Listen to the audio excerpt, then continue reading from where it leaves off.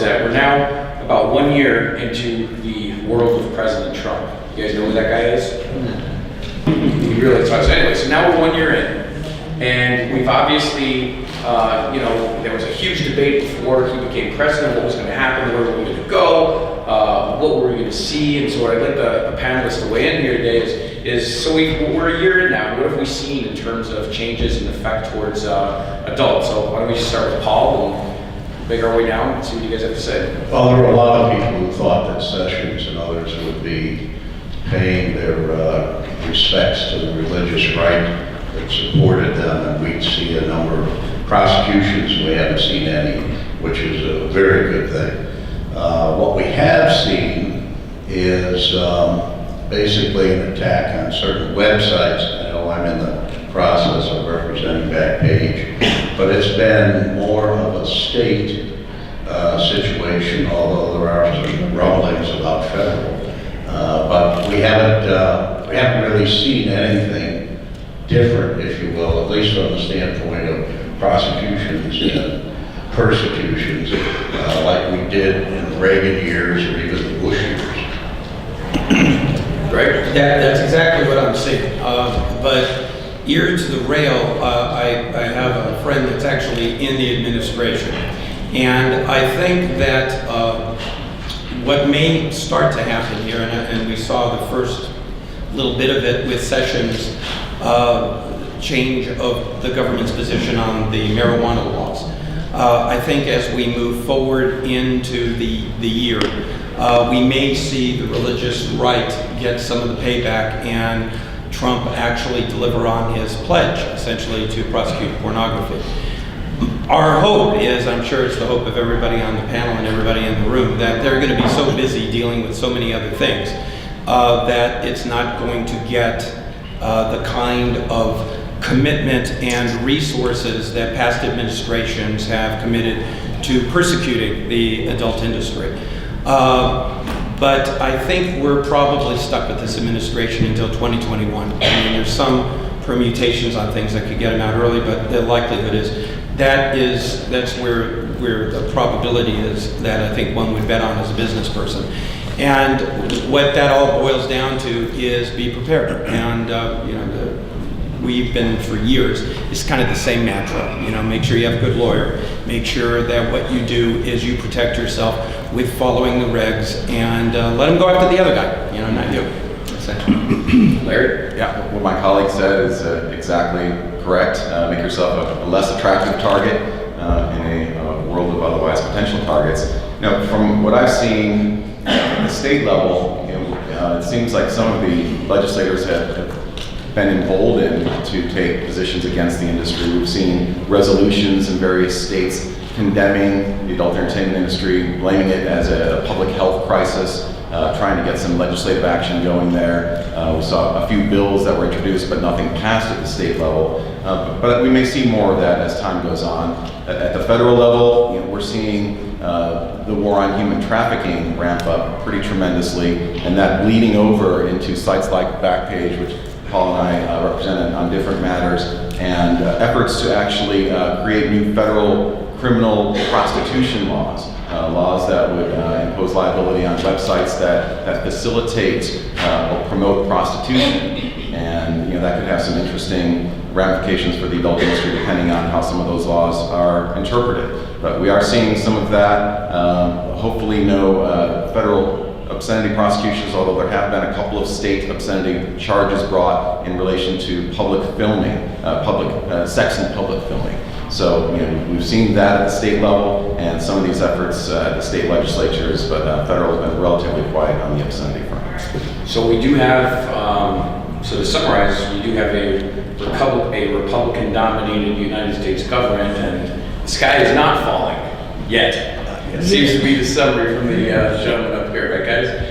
All right, so Larry brought up actually a really good segue into the next big topic, and that heads into federal prosecution of human trafficking.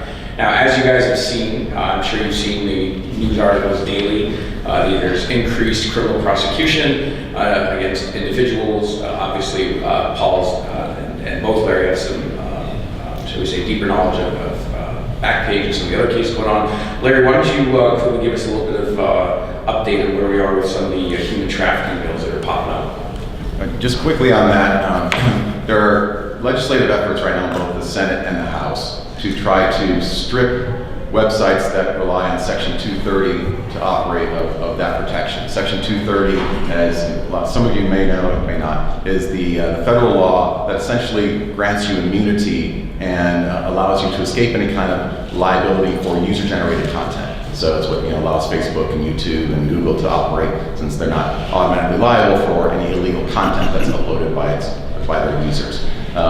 That's changed now, and there is a pretty significant effort to try to create new carve-outs to Section 230 and impose liability on websites that allow certain types of illegal content to be posted on their servers. And that's got Silicon Valley in an uproar, although they've now finally come to terms with it, and they realize that this could very well happen. So the Internet Association, which is a group that's made up of all the Silicon Valley large website operators, has actually endorsed one of the laws, the Senate bill. It's called SESTA, that you may have heard about. It would impose liability for knowing violations, knowingly allowing content that facilitates human trafficking.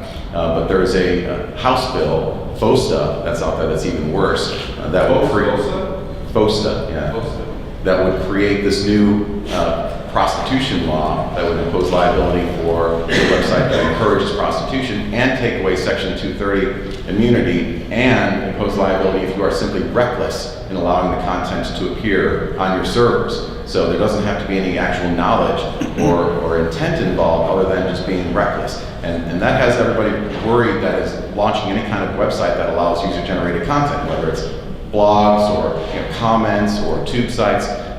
It's very difficult for anybody to review every piece of content that appears on the servers, and if there's no Section 230 immunity, and if you're potentially liable because you missed something, that's a real problem. Now, the Facebooks and YouTubes of the world are okay with it because they can afford very high-level, expensive AI that can go through all the content and try to screen it, and that'll likely get them out of the crosshairs of the federal government, anybody who wants to go after them. But the next YouTube or Instagram that wants to launch that doesn't have access to that kind of programming is potentially in trouble if either of these bills passes. Paul, is there a lesson to be learned, especially with your experience in the Backpage case? Well, what we're seeing is that, of course, the 230 immunity that Larry talks about is if you're just hosting content you didn't create, that a third party created, then you can avail yourself of this immunity. What's happening is the states are trying to show that you are assisting or aiding and abetting. For example, if some of the websites have tried to police certain words, conduct, and so on, and instead of embracing that, the state said, aha, you're now involved in it, and they're trying to take away the 230 immunity. So we see with Backpage, for example, in Sacramento, where they're charged, they're trying to say that they were doing more than simply hosting, that they were involved in at least picking categories and some other things, which creates a situation where the state can claim they're publishers rather than simply hosts. We're seeing that. We're also seeing the state try to say that the transactions over Backpage and some of the other websites are in some form of financial or bank fraud or money laundering. They also, every chance they can get, the prosecutors always try to label any conduct that they can involving minors. So now they're saying that you're assisting publishing underage prostitutes and so on the website. So right now, the very careful thing is if you're hosting, you just host. And we're in the throes, obviously, of fighting all of this with the state of California and some of the feds that are involved here as well. Thank you, Paul. Let's kind of change tunes for a second here. Obviously, so I show of hands, do we have a lot of content producers in here? Oh, that's a lot. Got website operators? Yeah, lots. And anyone who just didn't raise their hand because they're too lazy? All right, Tammy's always honest, that's cool. All right, So obviously for all you operators, content producers and so forth, you guys know how valuable your work product is. You know that in terms of your content that you're producing, the essential, I'm not going to stand up here and preach how essential it is to copyright your works, because we've already talked about that. Everyone on this panel has talked about that to death. Same thing with trademarking. You obviously know that trademarking, you can answer it, it's okay. So, I'm just kidding. So trademarking, obviously, is another thing that I'm not going to stand up here and talk about how important it is. If you guys don't, realize how important it is at this point, seeing all of the headlines in both the adult periodicals and even regular national periodicals, and you're only hurting yourself. But that being said, we have had a very interesting year in the world of trademark, and lucky for us, we've got Greg Piccionelli here, who happens to know quite a bit about patents and trademarks and intellectual property. Wouldn't mind hearing from you, Greg, and giving this group a little bit of an update, especially what we've been seeing in the last couple of months.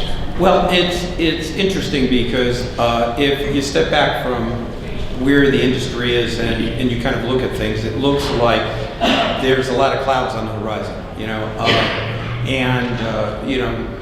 there's good reason for that, obviously, especially with some of the things that are going on in terms of liability for what other people do that we've been talking about. But we've had a couple of silver linings, actually, some rather appropriate from the First Amendment perspective rulings out there for trademark owners that, for those of you that have tried to get your marks through the United States Patent and Trademark Office and have had rejections on the basis of the mark either being scandalous or disparaging, and oftentimes that happens in the adult area. We've had two tremendously good rulings. We've had a ruling by the Supreme Court involving a band called the slants, in which the Trademark Office refused to register based on the idea that it was a disparaging mark. The Supreme Court said, no, the First Amendment protects you in that regard.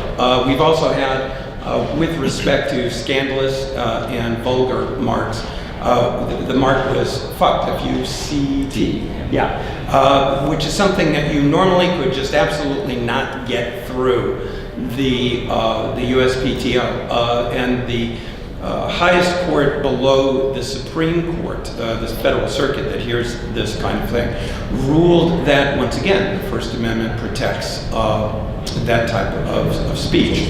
And those are really good rulings. And so what that means is that there's a lot of folks out there who might not have been able to get federal registrations on their marks before, and might have just put that away and relied on their common law rights.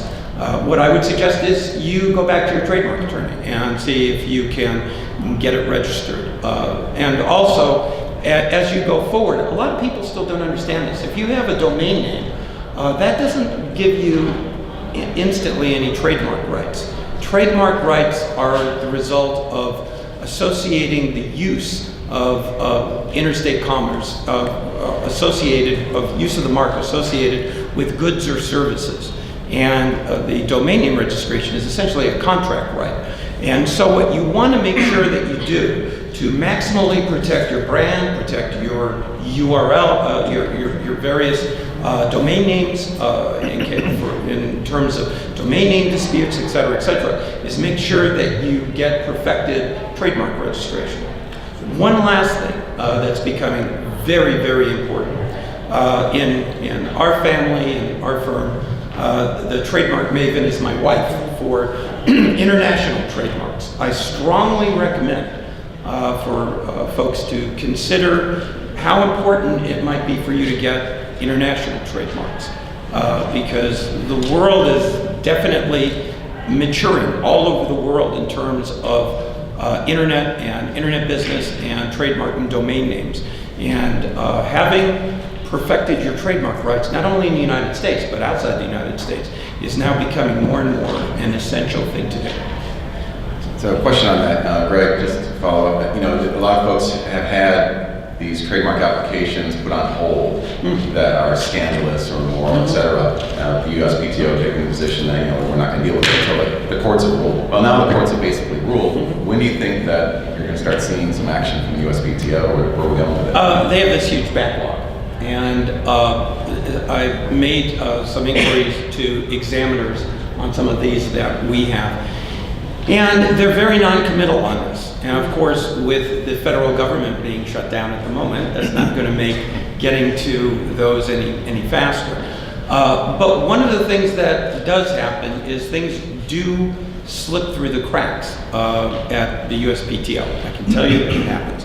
So what you need to do is, if you've got these pending, if you're handling it yourself right and you have an office action or rejection where notification has been put on hold by an examiner, trying to get a conference with that examiner and see where it is on the docket. That'll be the best way to do it. That's good advice. And just one last thing on the importance of a trademark. If you get into a dispute, or if you want to pursue anybody who's infringing on your trademark rights, having that registration in a domain name dispute is going to save you a ton of money, because you get to go into a dispute and go after a cyber squatter or somebody who's infringing against you with a presumption that your mark is existing and protected and belongs to you. Otherwise, you have to prove up your trademark rights during that arbitration, and that can be very expensive in terms of bringing up statistics and marketing expenditures and all kinds of other evidence that this trademark belongs to you. So registration, it might cost you a couple $1,000s to get, but it's going to save you tens of thousands of dollars if you ever need to try to enforce your rights.